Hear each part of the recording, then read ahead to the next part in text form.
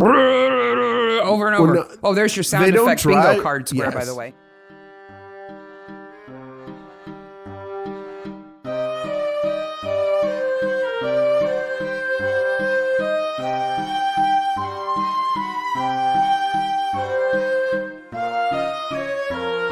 Hey, Maniacs. Hey, Maniacs. Welcome to your regularly scheduled program. This is Midsummer Maniacs, a comedy recap podcast dedicated to the ITV series Midsummer Murders. Each week, we dig into an episode of the show, including the murders, the mayhem, the loonies, and everything else we love. I'm Mark. I'm Sarah. You know, I see you every day. Yep. But we took 2 weeks off, and I missed you. I missed you, too. I missed doing this. Yes, this is fun. Well, you know, it's good that it's fun because we're going to do a whole bunch of it. Yeah, because of the mini episodes that are coming up. So Acorn did this crazy thing where they released all the new episodes to finish off season 22. So we are going to do spoiler-free mini episodes for each of those. And the first one of those dropped last Friday, October 8th, which was season 22, episode 3, Happy Families, or Winter's Banana Hammock. As it's become. What does that boy have on under those PJs? Poor Winter. Strangely enough, our highest episode for one day total ever. You guys were really interested in There's no spoilers, so the mini episode doesn't contain the answer to that question. No. Sorry. There is speculation, but we don't know. But you can watch that before or after the episode. No spoilers at all. Yep. Unlike this episode, which is for season 17, episode 1, The Dagger Club, in which we're going to have all sorts of spoilers. It's jam-packed full of spoilers. It's like if you opened the trunk of your car and shoved in all the groceries and you had to bounce up and down on the hood, the trunk to close it, Yes. full of spoilers like that. So in October, we're going to do 4... Like when you have to fit into your fat pants after Thanksgiving, full of spoilers. Fat pants. We're going to do 4 mini episodes, plus 4 regular episodes, plus all our Halloween stuff. Thank you so much for all the nice things you've already said about the Halloween decorations I posted on our Instagram pictures. And we're going to release a newsletter in November. The newsletter we just released had a special thing in it. Yeah, bingo cards. Yes. Thanks, Beatrice. They're so awesome. Though they're tricksy. Yes. Because as soon as I looked at them, I immediately started doing everything that's on it. So if you haven't signed up for the newsletter, I'm so please suggestible. sign up for the newsletter. Second of all, if you would have gotten the release of these bingo cards a week early because I'm going to release them on the Instagram and Twitter and all that good stuff on Wednesday of this coming week, the 13th of October. So everybody can see them. Yeah, we just want to give the people... Because Beatrice, a listener, was so kind to put them together, and they're really funny. We want to try as much as possible with the people who give us some love is to give some love back to them. And, absolutely. And joining our mailing list shows you love us. Speaking of love, we got followed by somebody who makes really awesome stuff. Let's give them some love. Yes. So this is an account on Instagram called Hammered Woodcrafts. And a brand new Etsy store. Yes. They're just at the very beginning, so bear with them. And they have done some amazing work. So they make handmade wooden signs, and they've got a whole line that are all Midsummer. Like Midsummer County, enter at your own risk. Yeah. Is that what it says? I think that's what it says. Let me look up what it says exactly. And they're doing some... So they do a Midsummer County, welcome to Midsummer County, entry is entirely at your own risk sign with a badger on it, which is really nice. It looks beautiful. They do Badger's Drift, Midsummer Worthy, Fletcher's Cross, Aspen Towel, obviously a fan of the show. Yeah. Obviously a fan of the show. And I'm telling you right now, we reached out to these people. They didn't reach out to us. They followed us. Yep. And that made us aware of them. And then we reached out to them because what they make is so cool. And they're just a little bitty company out in California, just getting started. Really cool stuff. The lady who runs it, Kelly, told me that they're going to add Costin to the signs and Costin CID. Cool. All with badgers. They're super cool. And their prices seemed reasonable for that whole set that we talked about. Yeah. Is 150 US or 110 pounds, and then individual signs are 40 US and 29 pounds each, which I think is completely reasonable for a handmade wooden sign. Yeah.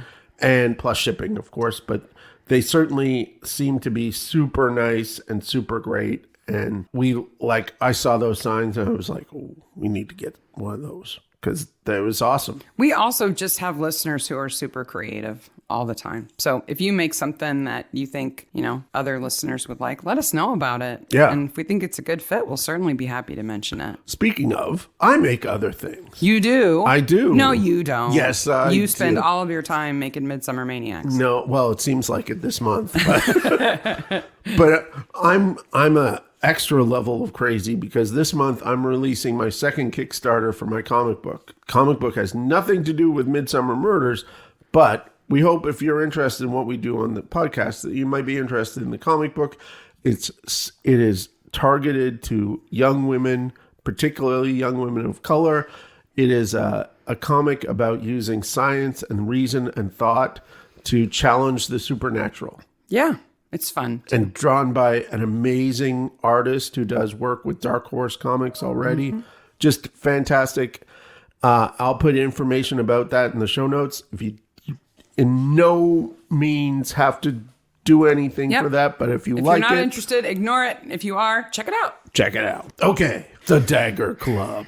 Ooh, we're in spooky month. This is my favorite month of the year. I love October this is so all much. Spooky. There's the next... This episode really isn't very spooky. No, but our next episode, full episode's about magic. Yes. The one after that is about folk music. The mini episodes are spooky, but the mini for sure. episodes are totally spooky.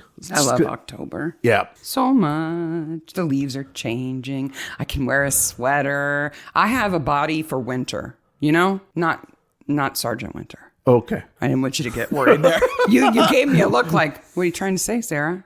Huh? Banana hammocks are your thing now? No. I have a body for winter time. You can only get so naked, but you can always put on more layers and still look good. I like it when the weather changes. Speaking of spooky, and we will get to the episode. We do a Halloween display. Sarah does all this amazing, basically, works of art that we put out, and hundreds of people stop by our house and everything. We have a theme this year. We have a theme every year, but this is our 9th year of doing it. It's Ghostbusters. We will have high-res, nice quality pictures of that in next month's newsletter. Yeah, if you want to see what I do when I'm not working or recording this podcast.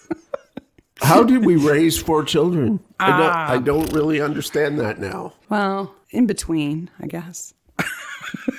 They turned out okay so far. They're almost 20. They're fantastic. God, it's so terrifying. Oh my gosh. Okay, let's talk about fictional stuff. The Dagger Club. Yay! Did you know that there's not really a club in this episode? No, it's not an official club, but it's people who like, what's his name? Jed Dagger. Jed Dagger. Filmed April and May 2014, broadcast on the 28th of January 2015, 5.91 million views, directed by Alex Pillai and written by Chris Murray. This is set in Luxton Deeping. Yes. Do you know what a deeping is? No, what's a deeping? It's a low place. Okay. Like a valley? Like it's deep. Like a small valley. It's a deeping. That makes sense. And, this is one of those episodes. There's about 10 murders in all of Midsummer Murders that are like quintessential, crazy murder methods that if you're talking to somebody who's never seen it and you're like, oh, it's kind of fun, it's lighthearted, it's not real dark. People die by cheese. The wine catapult. Being stuck in a dryer. Yep. Oh, and roulette wheels they receive in the mail. This is roulette wheels.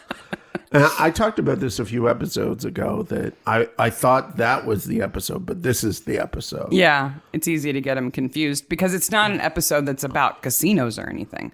It's not, gambling is a theme, but it's not a big theme, and so it's easy to forget. So Susie Colebrook comes home, finds her house broken into, a package gets delivered by the postal worker on his little bike. Is she the one who drives the Woody?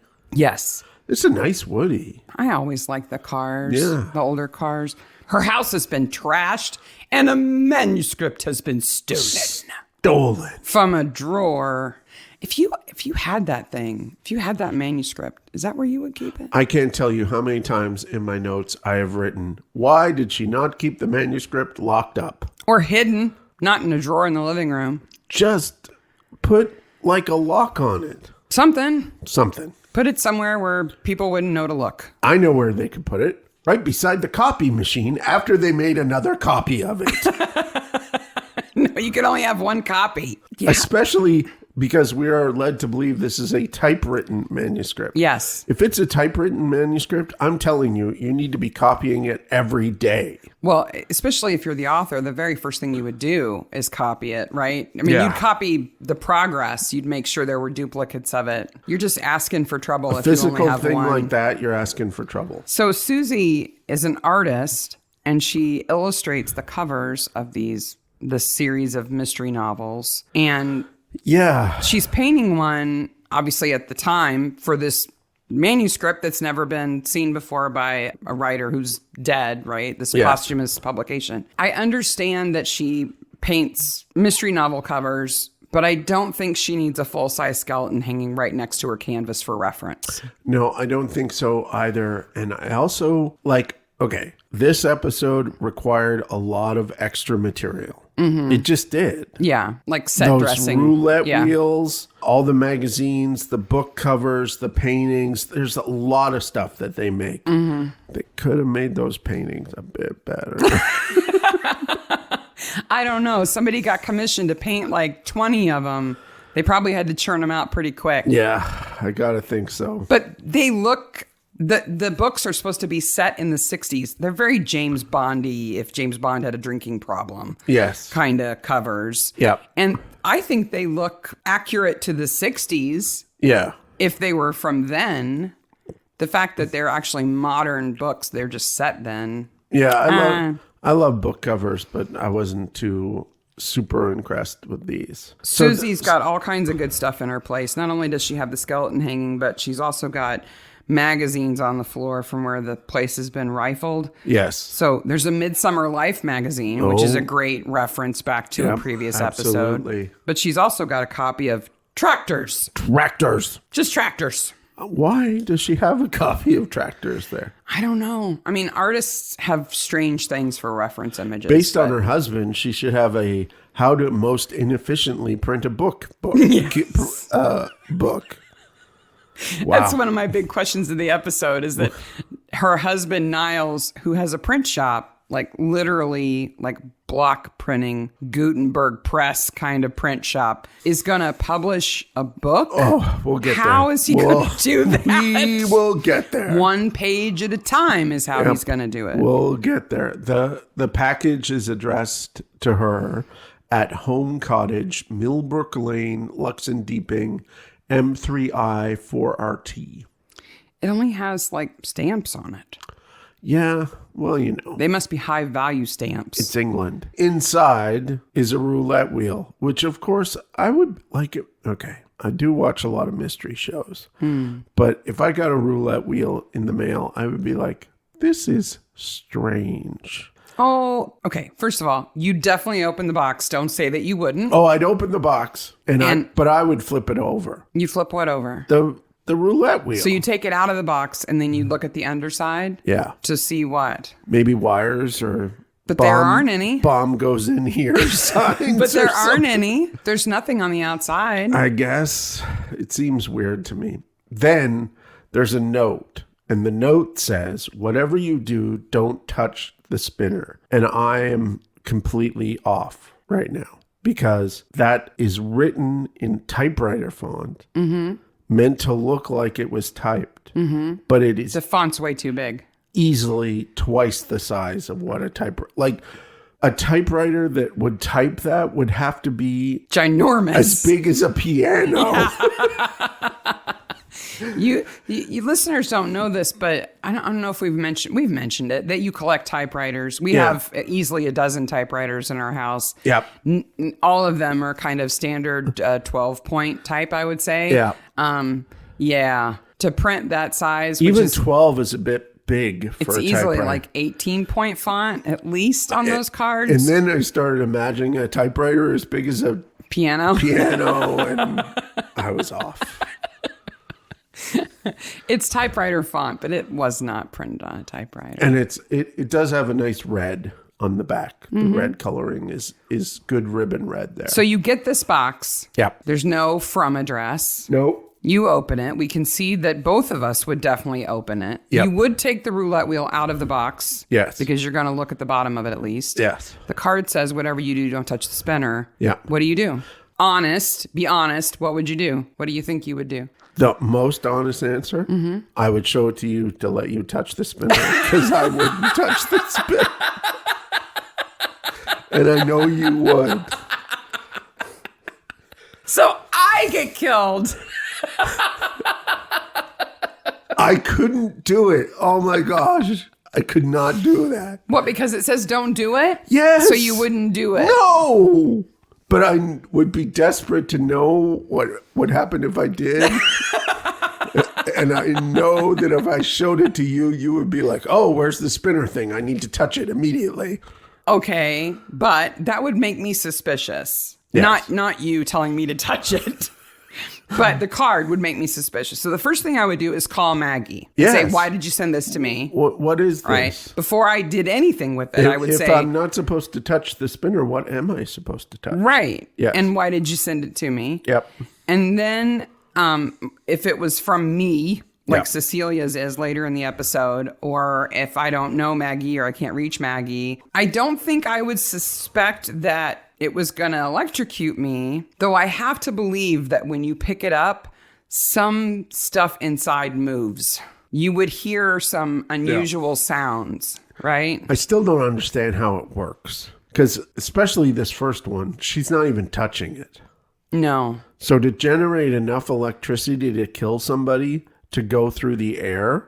Oh, I long ago gave up the idea that it generated its own electricity through spinning. No. I'm sure there's batteries in it. Yeah. But the batteries to generate enough electricity to go through the air to kill somebody. Yeah, to arc, to touch you if you're not in direct contact. I don't think a car battery would do that. I think it could. If you had it hooked up the right way. Well, But certainly not a battery small enough to fit inside that unless No. it was like some super top secret, super lithium battery. I love how in some episodes they go out of their way to drop a clue. Like, I did electronics and bomb disposal during the war. Yeah. There's none of that. No. No, the killer is a doctor. The killer's a doctor. There are a million ways that a doctor would kill long before this way. Yes. Yes, I agree. That would be much more subtle and you'd get away with it. He got away with faking somebody's death before. He should be able to make it look like a suicide or something. I don't disagree with his reason for killing. You disagree with it, but you understand it. And there's an inciting incident here. Yeah. But his method of killing... Like digitoxin or something like that would make them appear to have had a heart attack or... It's like the murderer was watching Midsummer and Yeah, saw man. one... Oh, what a good idea. That's what I'll do. I'll do a wild and crazy idea. And I'm going to kill two people that seemingly have no connection to one another. And their one connection is the thing that will give me away. So Yeah. I'll kill them in the same way that is sure to get police's attention. Yeah. He's a dummy. I don't know how he made it through med school. I think the writing of this episode was they had the cold opening and they had the second box being a device to create tension. Yeah, because they want to get to her before she spins it. And then they finished the episode From there. Yeah. And that's I don't know. cool. I That's like cool. it. I don't That's care. cool. I'll suspend I don't- disbelief all day long. Yeah. It's Midsummer. Yeah. I'll go with it. Yep. There's a croupier going, I got to quit my job. What if My that happens biggest to me? problem is they didn't tour the print shop and do more stuff about printing. Because you're a print nerd. Because I like print. Then we get to see... Okay, zap. Bzzz. She's not a bad dead body there. No. No. Then we get to see Betty. Betty. Baby Betty. Yes. Sykes has a nice bowl. Did you see it? It's like Sykes has had a nice bowl for a long time. It's ceramic. Poor Sykes just wants to go for a walk. That dog's had his legs crossed the whole time. Several times in my notes, can Sykes just not go to the bathroom, please? Can you just... I think there's a you let- difference between letting him out and taking him for a walk. I think he wants to go for a walk. Yes. And they're both hiding that they're tired. Anybody with children understands. Oh, wow. You put on the brave face. First 3 years, you're walking around exhausted. What you needed was yummy monkey yoga. Sarah is doing the new mom thing. Yep. Lots of new moms do. I would say the majority of new moms do it. There's nothing wrong with yoga. No. It's cool to do yoga with your baby because it gets you out of the house. It helps move around. It and fights oh my gosh, she got her figure back fast. Yeah. The actress did, because she actually had a baby. Yes, she did. But I'm a little worried about yummy monkey.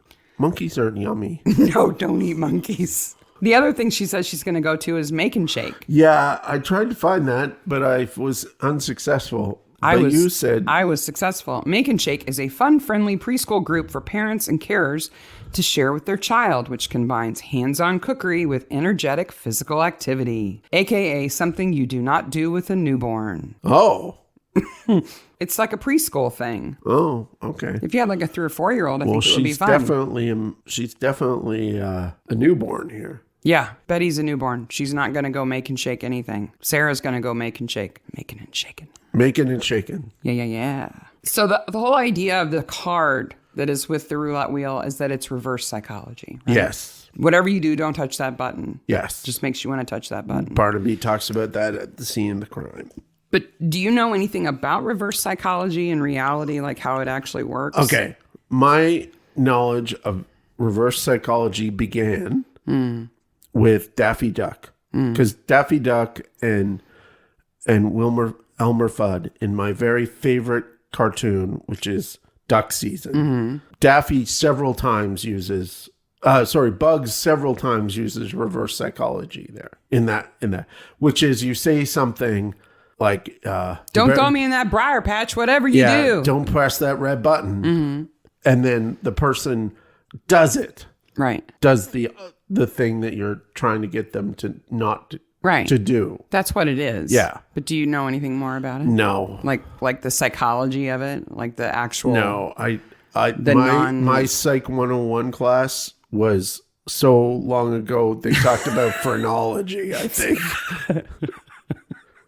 You got a criminal's skull. So the idea is, they actually call it, the real name for it is strategic self-anticonformity. Oh. So what you're doing is you're setting up a scenario where someone who already has an oppositional personality especially to authority. Yeah. Once you know that about someone, then you know that if you tell them not to do something, that they will instinctually want to do it in some way. They will want to circumvent that prohibition in some way. Yes. Because of who they are. Yes. So you're really taking advantage of somebody's personality. It's a method of manipulation. Yes. It's not a good thing. So in this instance, the killer knows this about Susie and Cecilia, that apparently they are reactionary and nonconformist. And it's fun and playful here. This is not... It is. This is not a, like, when Cecilia calls you, whoever you is. Yeah. She's playful. Right. It's not as if there's a loaded gun and it says, whatever you do, don't put this against your head. Yes. Right? Yes. It's a toy, a playful thing to begin with. And the card says, whatever you do, don't play with it, basically. Yeah. Which, if it's coming from a friend, means, well, they want me to actually play with it. Yes. They want me to do that. And they're kind of joking around. Yes. We used to do this with the children with books we wanted to get them to read. Yeah, whatever you do, don't read that book. Don't read that book. It's really good. It's horrible. Might like it. Related to this, though, that I found interesting, and I'd never heard of this, is the Streisand effect. Do you know what that is? Yes, I do know what the Streisand effect is. It's when you inadvertently draw attention to something by trying to hide it. Yes, and it's based on a Streisand party. It's a photo of her house. A photo of her house. That's showing right. a cliff in California that was eroding. Yeah. And then she filed all this legal stuff to suppress the photo of her house and just drew more attention to it. Yes. But it's like whatever you do, don't look over there. So then we get to see Niles, who is Susie's husband. His print shop out in the garage. The print shop in the garage. First of all, I would love this print shop because I could make all sorts of printed things, and I like to make printed things. And he does have a number of real printing presses there. I have a feeling that this is, I didn't find information about where specifically this print shop is, but I have a feeling that they just kind of dressed up an actual print shop. Yeah, I think so. Like somebody who does vintage printing. It may even be somebody who makes things for shows like this. My note here is this print shop would be hard pressed to print a novel. Yeah, especially more than one copy of it. The very base level is he would have 2-page spreads. That's the best he could do. If you think of like original Shakespeare folios, Yep. they're like newspaper size, half newspaper size. The best Quartos. you could do is 2-page papers like that. Yeah. Not 4 pages. No. His printed press is not big enough. No. Not And, the one we get to see. And anyway. let's say the novel's 250 pages. So that's 125 plates. Okay, I've done all this. Yeah. 125 plates Nerd alert. that he Nerd has to alert. put together. Yeah. Right? And Which cut he- apart too. Which he has not started yet. Right. Because he doesn't even see the manuscript. Doesn't have the manuscript yet. So he has to create those plates, which takes time. Like Yeah. this is One letter at a time. A year and a half of work ahead of getting the manuscript. I think we've made the point that Niles was not really realistically going to print this My book. next note is printing presses.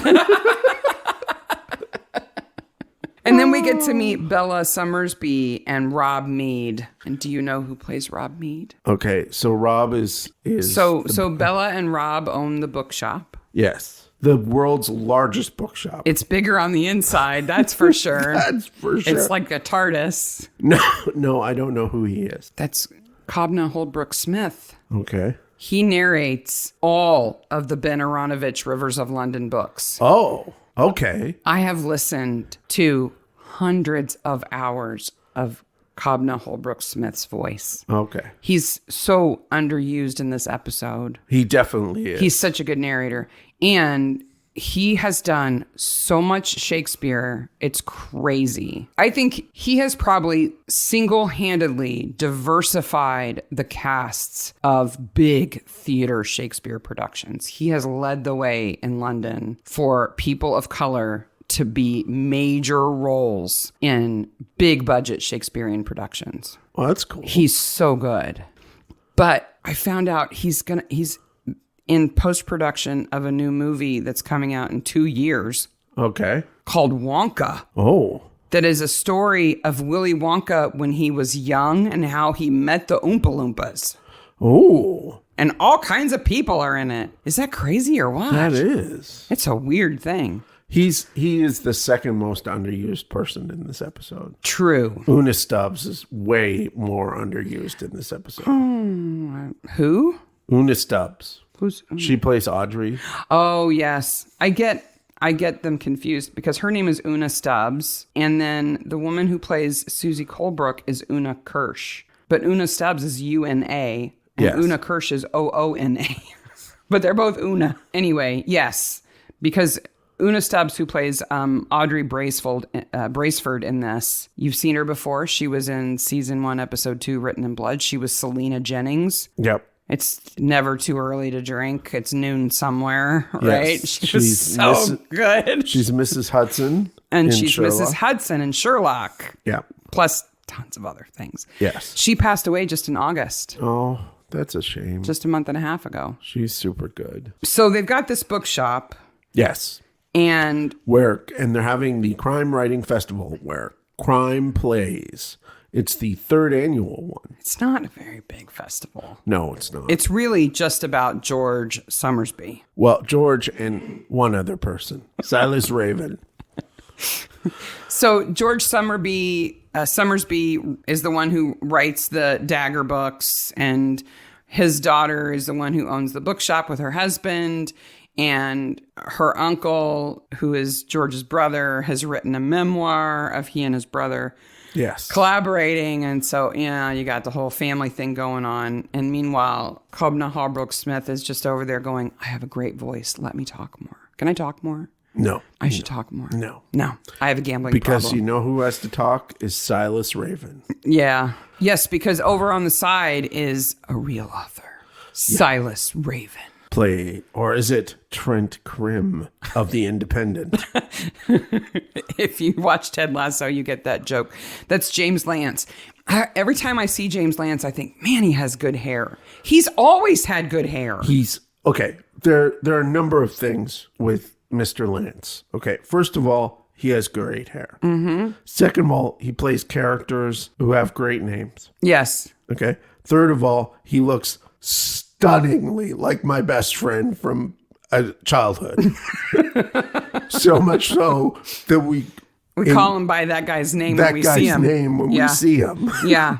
He is an underutilized actor in this episode. Well, what he's done in Ted Lasso has been very good. I want to know more about the book. Yes. So his book is called Cry Wolf, in which he uses the rich characterization method. Did you see what his rich... Oh, yes. Realism, intention, character, and heroism. Yes. Character... For a detective who's also a werewolf? Yes. And he's a detective by day and werewolf by night, but only 2 nights a month, I guess, because he's a werewolf. Depends what version of werewolf you're going with. I guess. Some people say when the moon is full, they can't control it, but they can control it the rest of the time. They can become a wolf whenever they want. I guess. And it varies whether he becomes a wolf or a wolf man. I actually kind of like that idea.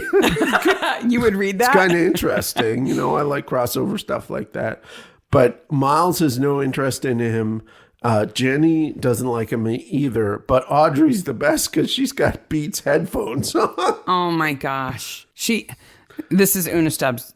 She sits in that coffee shop with her $500 headphones on and immediately moves one back so it's not covering her ear so she can listen to what's going on in the room. And I was wrong. He's not a detective by day. He's a billionaire by day. That's right. He's like Batman. I was like, it's Wolfman, but Batman. And you've seen that kind of writer and you've seen that kind of book.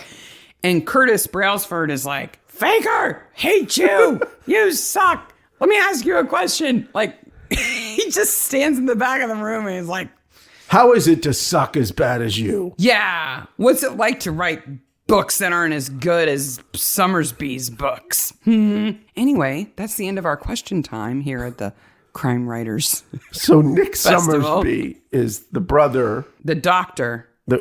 And his book is called Killer. My Deaths with George. And he's the killer. It's so bad. I think. And the O in George is like a target. Yes. It's so bad. Like, but it's a realistic looking book. Oh, it's the a prop realistic maker book. did a good job. But again, Nick has to be a little cray-cray here because of the method he uses to kill people. Mm-hmm. And the fact that he wrote a book called My Deaths with George. And doesn't include the one where they faked George's death? The brother that he faked the death of and then will eventually kill in this again episode. Later. Yeah. So Maggie Markham is married to Nick and she's hosting the festival, right? Yes. And of course they come and talk to her because the note on the roulette wheel says to Susie from Maggie. Yes. Right. And it's based on the first Jed Dagger book, Wheels of Justice. And so they've got to go talk to her. And when they talk to her, she's in the bookshop and there are stacks of books everywhere. Yes. And there's a book on a stack behind her head that I had to pause and look at. Okay. Because I thought it was called Wash and Die, D-I-E. Mm-hmm. And it was called Wash and Die. So then I needed to know, is that a real book? Yes. And yes, it is. Okay. So this is a tradition within detective fiction of all types to have these kind of clever play on words titles. It's especially true in the last, I would say 15, 20 years or so, that there's all these cozy mysteries that have these very pun-filled titles. Yes. So when I looked up Wash and Die to see if it was real, yes, it's real. But right next to it was Wash, Rinse, and Die. Oh, okay. Which is a mystery set in a hair salon called Teasin' and Pleasin'. Okay. And then there was Wash, Fold, and Dye, which is a mystery set in a dry cleaner. Okay. And that made me think, I wonder what other bad punny titles are out there. Okay. So I got a little game for you. Are you ready? Okay. I like games. And this is not on the bingo card, but No, but you can play along if you're listening at home. Okay. So I have a list of book titles, Yes.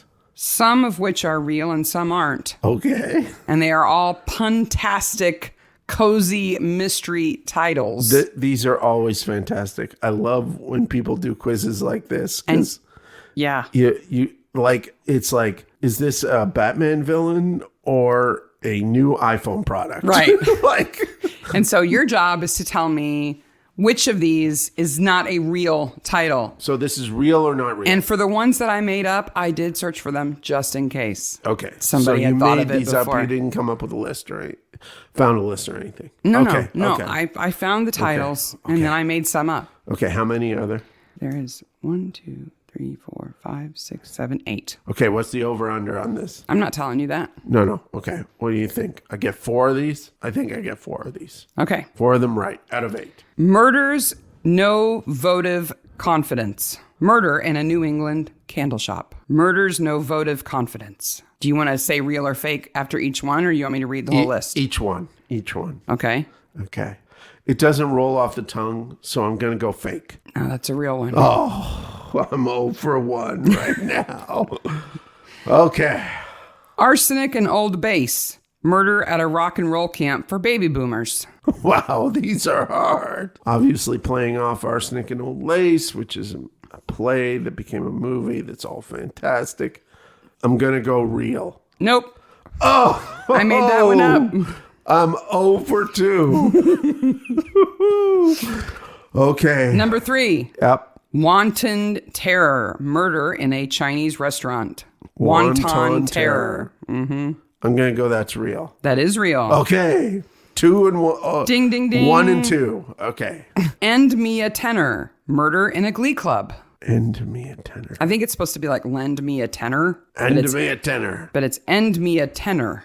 Tenor. I'll go real on that. That is real. Okay, 2 and 2. Okay, I'm back to 50% here. Dial for murder. Murder at a yoga retreat. That's false. That's real. Oh my God. You got it wrong. Wow. Dial ohm for murder. I am 2 to 3 here. Ready? Yep.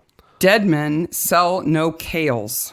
Murder at an organic farmer's market. That's false. Yeah, I made that one. Okay. 3 and 3. It was a good one, though. I got a chance to get 2 more that I'm either going to get 50% or just above 50%. Okay. Okay, 2 more. Frosty the Dead Man. Murder in a snow globe store. You're like, would somebody really write a book about a snow globe store? These are really tough. You did a really good job here. I'm going to go false. It's real. Oh, You got that one wrong. oh my gosh. Are you ready for your last one? Yeah. So if I get this, I get 50%. If I don't get this, I'm under 50%. And all those people who went on their betting app and betted over under 4 for me. Okay. Okay, so time in this title is THYME as in the herb, okay? As in Rosemary and Thyme, the famous television show. So the title is A Witch in Time Saves 9. Murder in an herb shop during Oktoberfest. That's false. Yes.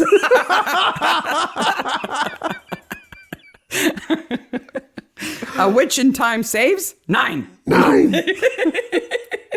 I made that one up. Oh, you did such a good job on that. I like arsenic and Old Base. Arsenic and Old Base. Dead men sell no kales. A Witch in Time Saves 9. 9. That is fantastic. Absolutely. Good job. I got 4 out of 4. Good job. So Summersby left everything to his daughter, not to his wife, Yes.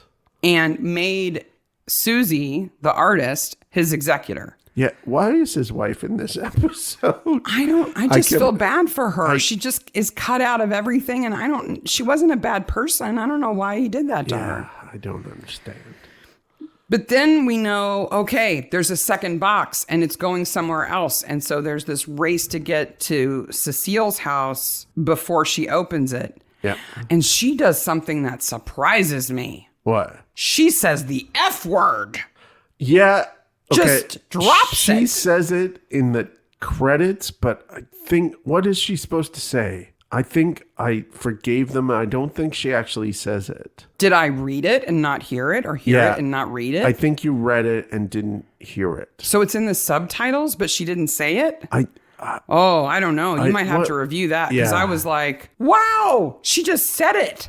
Yeah. F-bomb. Boom. I don't think it's an actual F-bomb, but I will review it. You have to review the tape there, Coach, and see. You'll need to add a little footnote to the show notes. We'll put a little soundbite of it, right? Okay, so we'll find the relevant passage, and we'll put a soundbite of it here, and you can be the judge.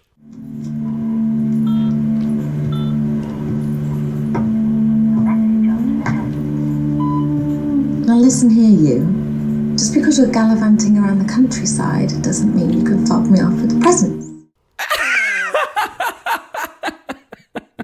Now, I know, certainly, if I put a beep in it, it's going to sound like it.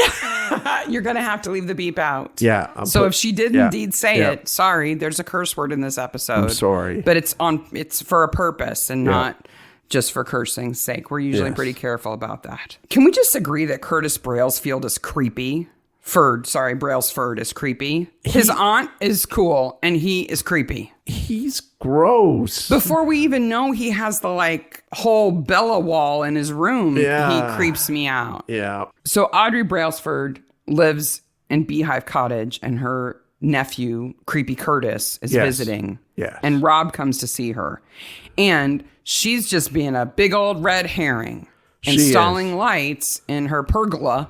Yep. Thereby looking like somebody who could make an electrified roulette wheel. And then she's all veiled references to let's make a night of it. And we'll Give do me it the again. money. You owe me money. Yep. Which they're playing cards. I kind of like that she's like a loan shark, card card sharp kind of. I like that. The old lady at the golf course who's loaning money and being blackmailing. Yeah. I don't like. No. But I like her. Yeah, I like Audrey. Yep. I did look into it because I wanted to know whether you can actually enforce a bet made in a social game. Like if you gamble socially at somebody's house, and they say, "Well, if I lose, you can have my car," and then they're like, "No, you can't have my car." Do you have any recourse? You have no recourse. No, None, I don't.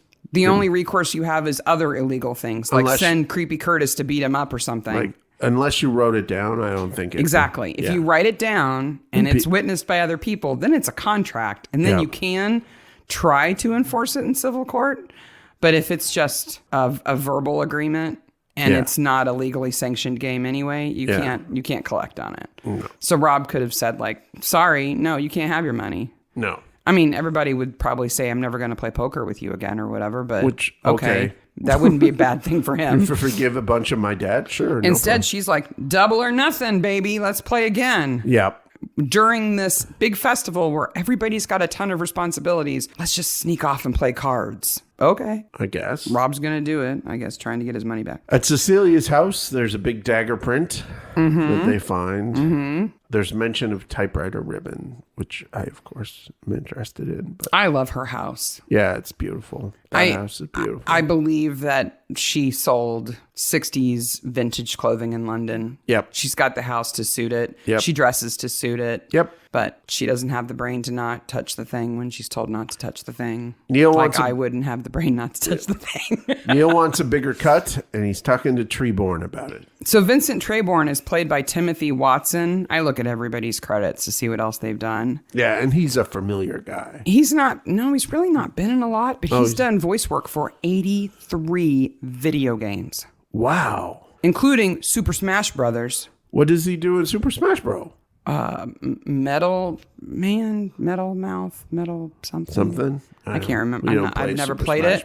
But he also did voice work for a game called Everybody's Gone to the Rapture. Yeah, I've heard of that game. It looks like a game you would like. It's not really a game. Yeah. It's a walk around, learn the story kind of thing. But this is Mom, I got a part here. Yeah. Do you know why it's Mama got a party? No. The two ladies in the background setting up for the party. Oh, at the gallery? I spent They bring him cards. way too much money, way too much time watching what they were doing in the background and making sure it was all right and making sure it was all in continuity, which it was. Because they bring him new price cards. Yes. Because there's going to be a silent auction for Susie's artwork from the cover of the Dagger novels. Yes. So the Everything on Red cover went from £746, which is a lot to pay for this painting already. And that's just the reserve. Yeah. That's the lowest possible bid. Started to 2,000 and they triple. Or £35. Yeah, they triple. I wondered if that really happens when an artist dies. I mean, you hear there's kind of a, I don't know, myth, urban legend, whatever, that as soon as an artist dies, all their work goes up in price. Which is understandable. They can't make any more art. So then their art becomes necessarily rarer. It's yes and no.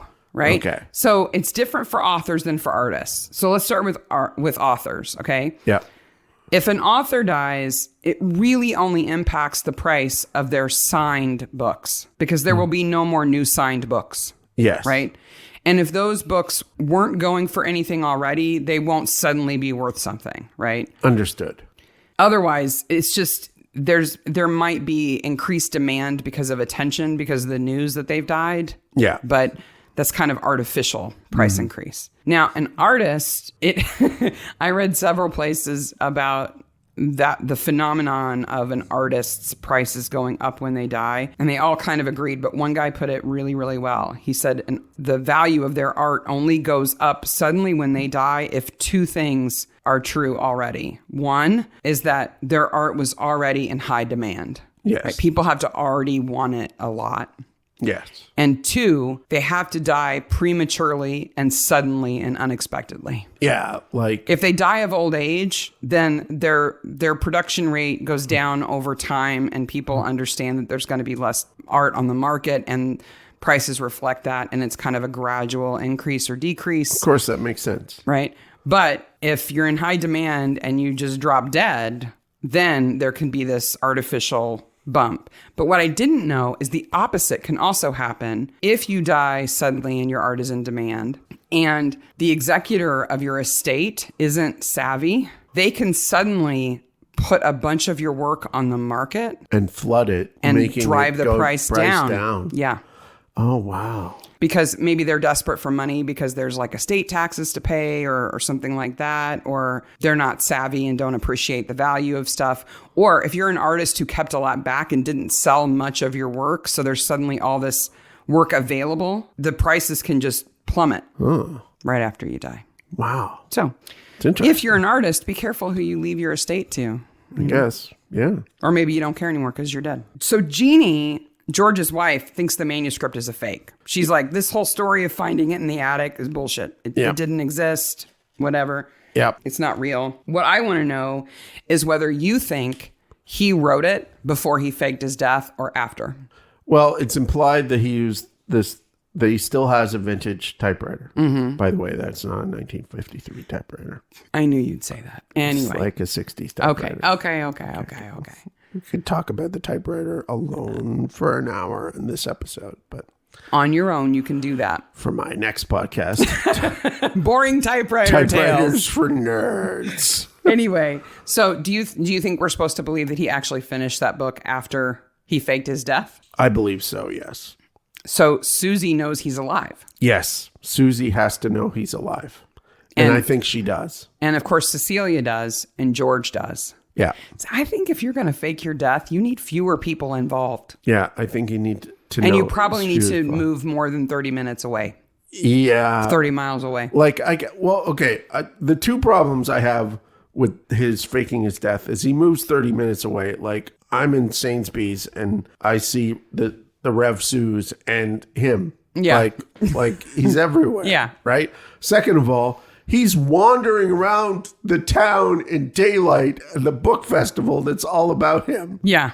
Like, no wonder the creepy guy is Mark, like, he is over there. Mark, he has a sock hat on. I don't care. Nobody can recognize you in a sock hat. His picture, which is the same picture of him from his brother's book is on the back of all of his books. But he's got on a sock hat. I don't care. And a quilted jacket. If you're going to fake your death, you need to move to Majorca or something. I don't know. If you put on a hat and a puffy coat, nobody knows who I you could are wander anymore. around this neighborhood. No one would know me. Cecilia's car is missing Yes. because George has her car. Yeah. Because he's tooling around in it, almost running over his own daughter. Would you not just stay put? Stay home. Yep. Stay out of the limelight. Bella goes upstairs in her house. I guess it's above the bookshop that she shares with Rob. And she gets a book out of a drawer. Creepy Curtis is looking on from the hallway. Yes, and that's when... Are the receipts from Rob's gambling? What are the receipts from that she sees that she's like, Guess IOUs? they're printed like receipts. I Does call- Audrey have like a cash register at her place for poker night? Like he's got a chitty that he took home with him that says I owe Audrey money. I guess. She's And hardcore. then he's like all creepy talking to Rat Silas, which I don't call Rat Silas. I call him the name of my best friend growing up. So we find out that another place has been ransacked, and it's the printing shop. Yeah. And Niles's boat has been broken into, Yes. right? So they know they got to find Niles. And he's in the print shop. He's in the print shop on the printing press. He's been King Leared. He's been King Leared. His chest has been crushed. Okay. So first of all, he has printing on him. It's not how printing works. Oh, stop it. It's fun. It's fun. But the printing on him, immediately like, oh, that's something. And it's Shakespeare. It's King Lear. King Lear. Right? But it's big. It's way too big. It's like if you were going to print King Lear in poster size, but still have as many pages as regular Okay. size. And I'm going to say this, and I don't usually say this. Neil is a bigger guy. Niall. Niall is a bigger guy. And Nick is a slight guy. Niall could easily kick his ass. But if Nick conks him on the head and makes him unconscious, probably less, unconscious might be harder, but kind of woozy, and then shoves him over and then pulls it down, it would squeeze your head first, wouldn't it? It would, but it Because wouldn't- it's like if you think about a book closing, basically that's how that press closes, But right? Or does it come straight up and down? It's the kind of press it is. There's a counterweight to get the rocking motion. But it would just stop. It wouldn't print on him, and it wouldn't kill him. If it was already inked, it would print on him. Maybe a little bit, but not like over the ridges of his nose. No, it would just flatten his face if it was that effective. Yeah. But Nelson has to like uncrank the mechanism to get it off of him, to open it. And that mechanism does. It's like cast iron. It's heavy. That mechanism is heavy, and it does require some effort to close it, but it's only ever overcoming paper, right? It's only overcoming the air between the paper and the press. So those mechanisms would break instantly. It doesn't have crushing power. Yeah, it doesn't have crushing power. Okay, so here's how it happens. Okay. So Niall is standing in front of the press. He has it fully open. He has the King Lear plates in it, and he's just finished inking them, and he's just whistling and not paying any attention. Yes. Nick comes up behind him, bashes him on the head to make him woozy, shoves him over. Flips him over. He's got to flip him over. Remember? Well, maybe Niall is just conscious enough to turn around and be like, "Oh, it's you," because that's he what has to say that. And then Nick shoves him backwards, and he kind of falls into it, and then he releases the lever, and the thing comes boom, crashing down on him. No, it wouldn't do that, but that's what we'll go with. It does in Midsummer. Yeah. That's how they work in Midsummer. Yep. I love how the first two deaths are flashy, crazy ways to die. The second death is a flashy, crazy moment of passion way to die. The third death is a stick you with this knife. Well, Nick's running out of time. He is. Right? He is. And you say Niles' death isn't flashy, but some undertaker has to scrub the text off his face and his hands Yeah. And his hair. Yeah. His nose, his neck, his clothes. It's not how it works, but Like, somebody's going to have to get a squeegee out and scrub King Lear off his nostrils. I would have loved to seen the behind the scenes pictures of this and how they did it and everything. Yeah, me too. He has, I don't think he has ink, but he has something on his skin and his, like, it's printed there. Yeah, and I think they actually used a plate because it flows. The text flows from like one sleeve across his chest to the other sleeve. I think maybe they inked those plates and just had the actor lean over them and lay on them. No, wouldn't have worked. That wouldn't work? No, there's all, like, the whole part of why I know it's flat and humans aren't flat, yeah. right? But let's say he laid down, right? And they ink the plate and they put it on him and then they kind of rock it a little bit. they would have to do that, but it would create smudges. If they were real careful. No, they totally painted each individual letter on. No. Yeah. Okay. Yeah. Somebody find the person who did this on this episode, because we're going to go down over this. Yeah. Because that text is too consistent. It goes over and under folds in his clothes, as if where it's folded, the text goes over the fold. Yeah. So it was already pre-folded and pre-smooshed up when they did this stuff on him. No. Okay, so what we're saying to our listeners is, first of all, this. If you know somebody on Midsummer, first of all, why have you not contacted us already? Yeah. Second of all, if you know somebody who worked on the crew of this Midsummer, Or somebody who does similar kind of work, how would they do it? How would they do it? Find them. We need to know. So George has been living with Cecile, Yes. faked his death. Yes. His brother had a patient who died of a natural cause. Just. So apparently he didn't have any family What who about wanted to that know. guy's family? No. What about... He was a hermit, okay? Yeah. This guy was a hermit. So Nick had a hermit as a patient. Yeah. Right? No family, nobody. family. Nobody cares Lived about in a this cave. guy. Right. He dies of natural causes. At the incredible right time. Well, no. Because George knows he wants to fake his death. They're just waiting. Just You wait. got any patients? Anybody, Nick? Anybody coughing? Anybody kind of sick? No? No. Okay. You need to find a hermit and offer to be his doctor. Yes. One who's kind of sick. Are you a hermit? Cool. Do you need a doctor? Are you coughing? Are you coughing? Are you feeling under the weather? Yes. Okay. So when he dies, they take him down to the marina, toss him in the water, and drive a boat over him. Over and over. no, Oh, there's your sound they don't effect bingo drive- card square, by yes, the way. they Because the don't- propeller they has to don't- rip him up. They don't drive the boat over him. They would have to take his head and rub it against the propeller. Oh! Oh! Because otherwise, like, it would be so It would bounce off of it. Yeah, Yeah, it would- happenstance. Yeah, because like the backdraft of the current from the boat would probably like shove him away from the boat, not pull him into the boat, right? And what would that sound like? I'm not doing it again. People already got the bingo square. Thank you very much. I'm not going to sing. I'm not. Nothing harmonious is coming out of my mouth. Okay. That's cruel. Even to a dead person that nobody loves, it's cruel. I wouldn't do that to Curtis. And he's creepy. He doesn't get paid. Why are you faking your death? Why are you helping me? You're my brother. Okay, well, now all of a sudden I need to kill everybody. Like, there are problems here. I'm glad that Midsummer glosses over them, because this is an entertaining and fun episode. I like this. But and really, I love the sort of, oh, he's not dead. If you're Nick and you hate your brother and you've always wanted him gone because everybody pays attention to him but you, and he says, I want to fake my death, and you're like, cool, I'll help you. Yep. Then you just kill him. Just kill him. And then you say, he was going to fake his death. Look, here's all the evidence. He did a bad job. He held his own face against this outboard motor. That was a dumb way to do it. I told him not to, but he did it anyway. Yep. And now he's dead. Oops. Boy, he was an idiot. And now he's gone. Done. And then you don't have to roulette or print or stab or anything.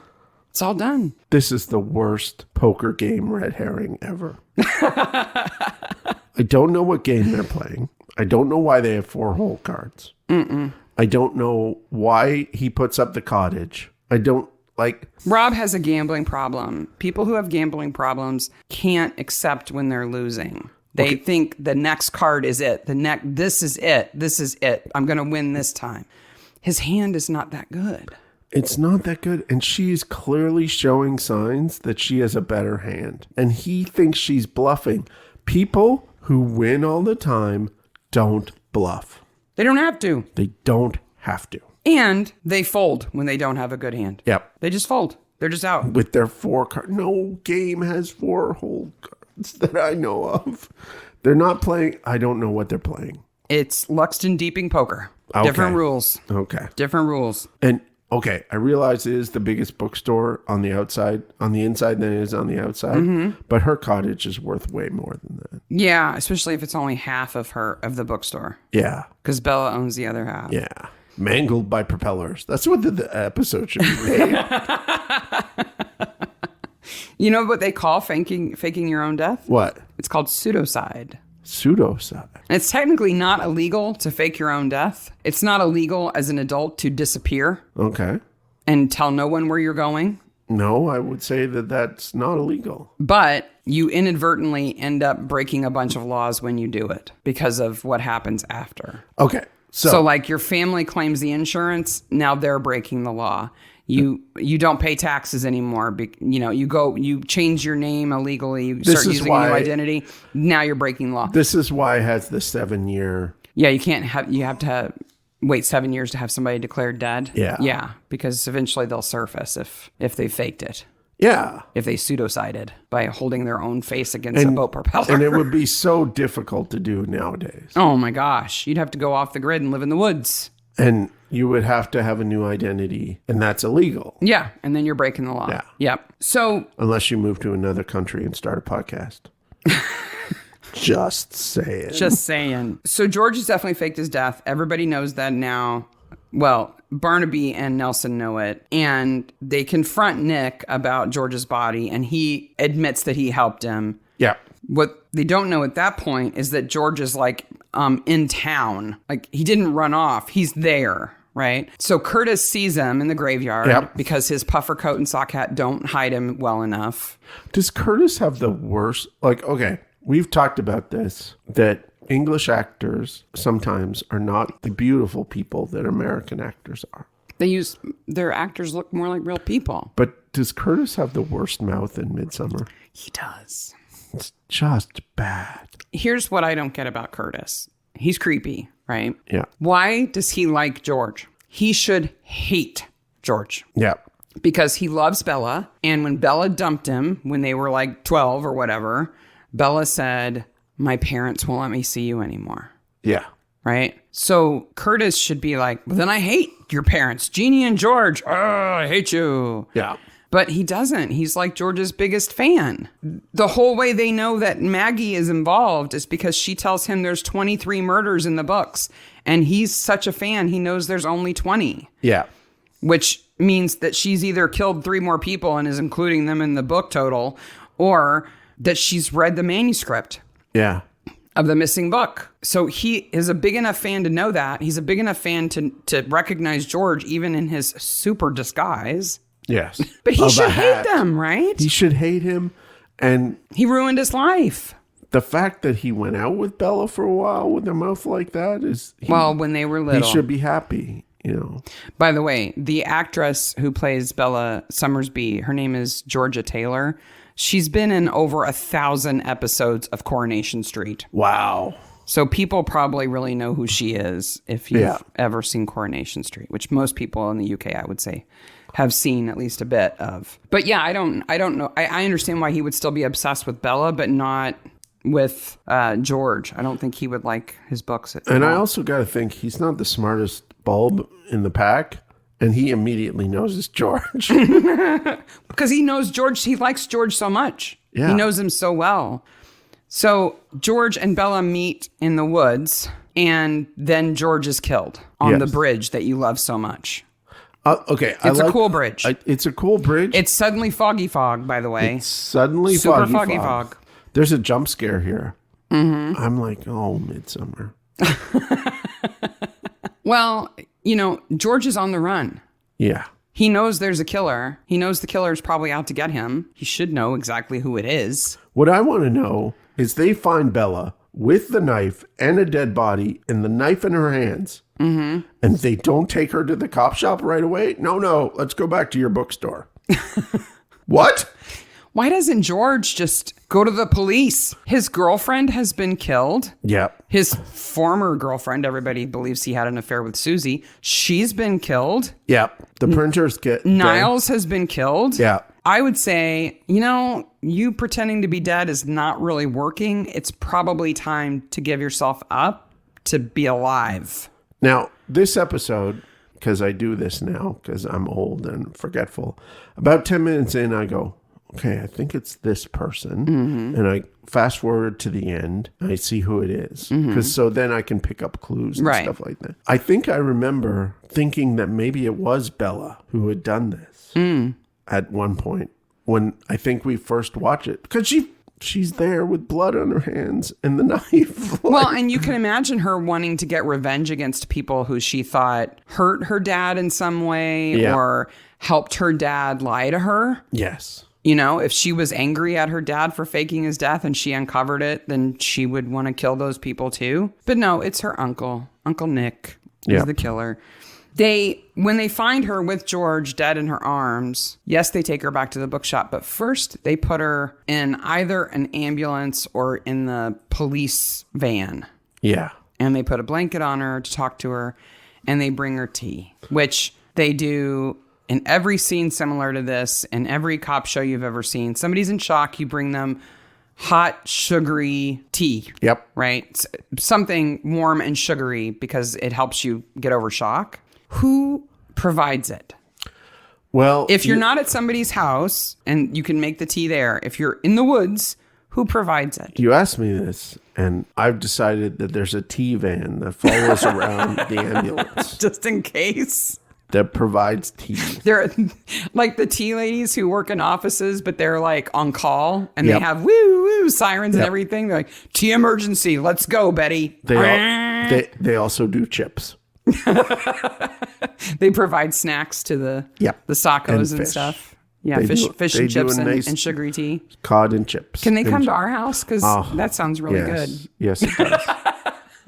You don't even eat fish. I don't eat fish, but warm chips are good. Chippy trucks. Yep. If anybody knows, I legitimately, I want to know, because obviously the ambulance doesn't have a kettle in it. No. I think that maybe the community support officers might have a thermos, I guess, that they make real quick and bring in case somebody needs it. I don't know. I actually want to know. I don't know. So if anybody knows, tell us. Who brings the tea to the person in shock? Who provides it? Curtis is the worst escaper ever. Yes. He runs through a greenhouse. Nelson's like, screw that. That's a hard way to go. I'll just go around. And then Curtis is like, ha-ha, but I'll turn around and go back the other way, slowly through this greenhouse that has all the stairs and stuff I could trip on. And Nelson's like, all right, I'll just run around it again. Nelson just totally follows him. I think every episode so far that we've covered that has Nelson in it, at least once in my notes, I have, go, Nelson, go. Yes, he does like to run, but Curtis may be one of our worst escapes ever. Yeah. He's worse than Bella running with the shotgun across the fields in the first episode. So Curtis slips in, confronts Bella, speaking of Bella, about her lie, about why they couldn't see each other. Yes. What she should just say is, dude, you're creepy and your mouth is weird. Your mouth is weird. That's why I broke up with you. Yes. I tried to soften it by saying it was my parents, but it was me, okay? I'm just going to break it to you. I'm a little bit out of your league. And you're creepy. Okay. I mean, I've been in Coronation Street. What about you? Yeah. Creepy Curtis. Exactly. But she's got to get the letter opener. Nelson comes in, talks her down, puts his hand out. She puts the letter opener in his hand. And I notice that Nelson has a thumbnail that is completely black. Okay. Like he's hit his thumb with a hammer. Whack. So we have a picture of this and we'll put it in the show notes. Do you think he has black nail polish on that thumb? No, I think it's been whacked and there's no way of hiding it. No. Because happens. you can't paint over that. No. Nothing's going to cover it. I mean, unless they put like bright red nail polish on him, it's not going to hide it. Poor guy, though. It looks like it would hurt. Yeah, I'm a little worried about him. You know, Tom Barnaby had long fingernails. Winter may or may not wear underwear. And Nelson's got an ouchie on his thumbnail. Yes. Anyhow, Maggie just throws that manuscript into the audience. Yeah. Because she has stolen something. She has committed a crime. Yes. She snuck into Susie's place and broke a window to pretend, just before to ransack it. Nick killed him. Found the manuscript, slipped out. Meanwhile, her husband is putting packages in the mail. Yep. Because, you know, he's been out in the garage building something. She doesn't know what it is. How did she not notice Why he was is there rigging? an order for 2 roulette wheels here? Yeah. What are you doing, Nick? Oh, maybe it's for one of Audrey's gambling nights. Okay. I don't know how he pulled that off, but he pulled that off. And so really they're kind of partners in crime without knowing it. Yeah. But I think we are to believe that Maggie legitimately loves him. I think so. Yeah. When he says, I've never been the star of the show, I've never been the most important Summersby, she says, you're the most important Summersby to me. Yeah. And I think she legitimately believes in his book, too. That she thinks that he really helped George. I do. I think all those things. I haven't always thought that, though, because of when she arrives in Luxton Deeping. She arrives after George's death. Yeah. I thought, oh, she's an opportunist. No. Kind of. I just think it's coincidental. I think, yeah. But when she throws the manuscript, that's all the evidence you need. Like, she absolutely loves him more than she loves the books and the whole scene. And then we climb the tall hill to the moral high ground. Audrey's like, you can keep your bookshop because I can't really make you give it to me anyway. And I wouldn't want to run it. No, anyway. it would be like a lot of work, and Curtis would be creeping around and everything and sniffing stuff that Bella had touched and whatever. And nobody wants that. Though Okay. I do think Audrey legitimately loves her nephew, too. She has his picture on her sideboard, you know. If you have pictures of a living person, more than one, in a mosaic or collage-like pattern upon your bedroom wall, you need to seek help. Especially if any of those photos have been taken without the knowledge of that person. You need to seek help now. That's a big That's sign. a warning sign. If they don't know that some of those photos were even taken of them and you have them on your wall, that is you such a need help. TV mystery trope. I know. That just signals bat crazy. It's usually in a closet or something, though, right? Yeah. So Curtis doesn't even live here. Remember that. Yeah. He spent summers with his aunt when he was younger, and he lives in London. Yeah. He's just visiting. But he Keeps his shrine there. That little shrine there. Does he have another shrine in his place in London? Because he's an don't analyst, know. remember? Yes. Maybe he's got 2 copies of it, and then you're in double trouble. You really need help. If you have your travel version of your obsessive shrine, and then your vacation version of your obsessive shrine. I mean, really. That's just my vacation shrine. Yeah, it's smaller. It's, it's travel sized. It's convenient. It's compact. I can take it where I need to go. Really, if he's an analyst, if he's a computer guy, he should have a digital version. One would think. It should be online on like a Tumblr page or something. Will somebody please walk that dog? Poor dog. Poor Sykes. Poor Sykes. He's not asking Gonna for much. pee everywhere. He's like, I'm about to explode. My eyes are yellow. Come on. What a good actor dog, too. What a good actor dog. He's great. Absolutely fantastic. Okay, we covered Mom, I Got a Part. Yep. Best corpse. Nice corpse.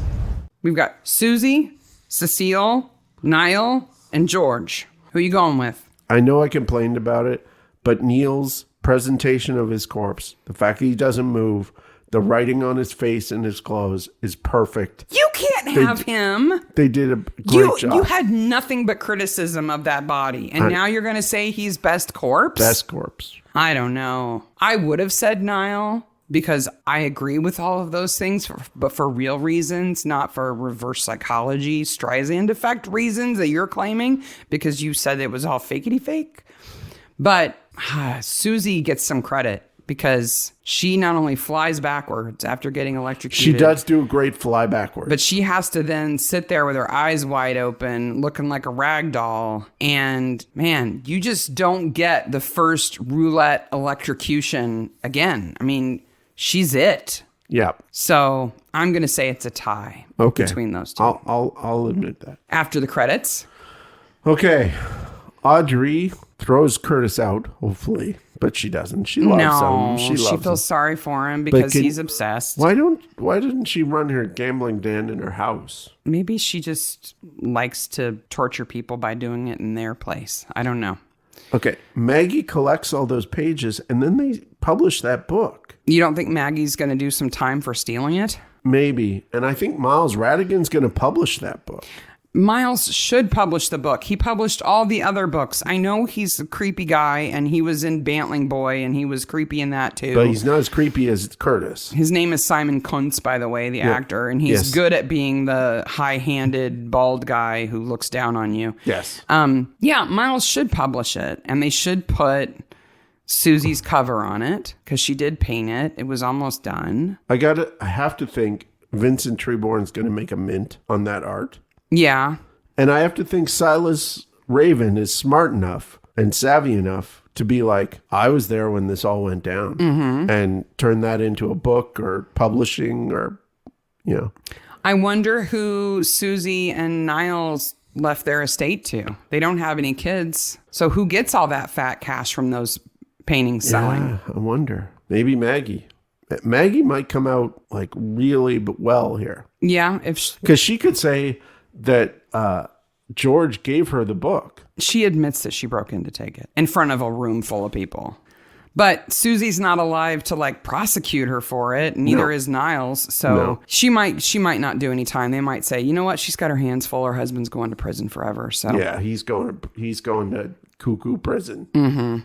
I think Bella and Rob are going to be okay. He'll stop gambling. And Bella and Jeannie, her mom, are getting along now, so that's good. I think Betty will grow up and then strangely disappear in season 22. She'll just be like any other kid who goes upstairs and disappears until there's food. Yes. That's what ours do. Yeah. So that is season 17, episode 1, The Dagger Club. Next time, season 102, episode 102, Murder by Magic, which will be released on the 18th of October. But before that, the Scarecrow Murders mini spoiler-free episode will I'm be excited released about that on the 14th, on the 15th of October. Yes. And coming up this week on the 13th, I'll release the bingo cards from Beatrice. So you can have those handy while you're listening and claim bingo because of all the dumb things I say. They're real. Like when we got those bingo cards, I was like completely blown away. Oh, because those people really know us. Yeah, and we're just that predictable. But that's all right. I did guess that I would get half of those right, and I did get half of them right. If anybody wants to actually write A Witch in Time Saves 9, feel free to take that title from me. That's okay. Or Dead Men Sell No Kales. Remember that we're on the Facebook groups for Midsummer and Acorn, plus Twitter, Instagram, and email. Subreddit, which has had all sorts of interesting discussions about the new episodes, and I post a thread for each new episode that says spoilers inside, so you can avoid it if you haven't watched it yet. Yeah. Next episode is season 17, episode 2, Murder by Magic. It's kind of new magic. It's kind of David Copperfield-y magic. Yeah, it's a good one. I like it. It's a good one. And please remember to do two things. First of all, like and subscribe to us on YouTube and hit the bell if you can, because that helps us out. We're getting close to that 1,000 subscriber area, and that would be nice because you just get it opens up YouTube to a whole bunch of different things for us. And again, that's not a money thing, it's a community thing. And then second of all, if you want to write a review for our show, please go to Apple Podcasts and write a review for our show, even if you don't listen to it there. I put the 2 latest reviews in the newsletter this time. And if you put in reviews, I'll put them in the newsletter. Yeah. Thank you for everybody who has left one. We appreciate it. Yeah. It just helps other people find us. We're a slave to their algorithm, whether we like it or not. It just moves us up the charts of Yeah. TV and podcasts and stuff like this. It just helps other people notice us. Yeah. So until next time, make it and shake it, maniacs. bye, maniacs. Bye, maniacs.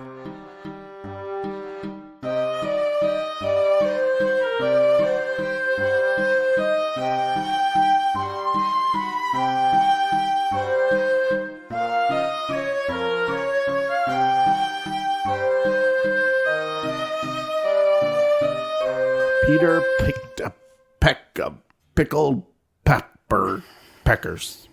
I'm not saying anything like that because it will end up in the outtake. Okay, that's the outtake. Yep. I knew it as soon as I said it.